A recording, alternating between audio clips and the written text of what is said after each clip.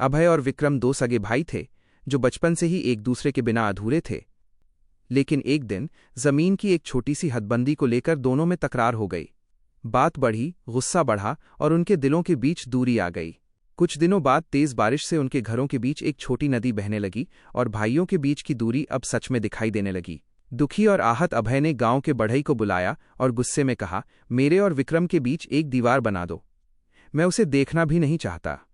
बढ़ई ने बिना कुछ कहे बस शांत होकर सिर हिला दिया और नदी किनारे काम शुरू कर दिया। कई दिन गुजर गए। जब अभय काम देखने पहुंचा तो उसके पैरों तले जमीन खिसक गई। वहां दीवार नहीं बल्कि एक खूबसूरत लकड़ी का पुल बना हुआ था। उसी पल विक्रम उस पुल पर चला आया, उसकी आंखों में आंसू, चेहरे पर एक हल्की मुस्कान। वो बोला, मैं सोच रहा था कि तुम रिश्ता तोड़ना चाहते हो, लेकिन तुमने तो हमें फिर से जोड़ दिया।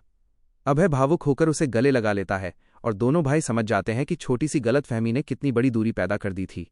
बढ़ई अपने औजार समेटते हुए मुस्कुराकर बस यही कहता है, मुझे दीवार नहीं, रिश्ता जोड़ने का काम दिया गया था। शाम की नरम रोशनी में दोनों भाई पुल पर खड़े बहती नदी को देखते हैं, मन में सुकून और चेहरे पर मुस्कान। और फिर साथ साथ घर की ओर चलते हैं। पीछे वो पुल चमकता हुआ, माफी, प्यार और नई शुरुआत का प्रतीक बनकर।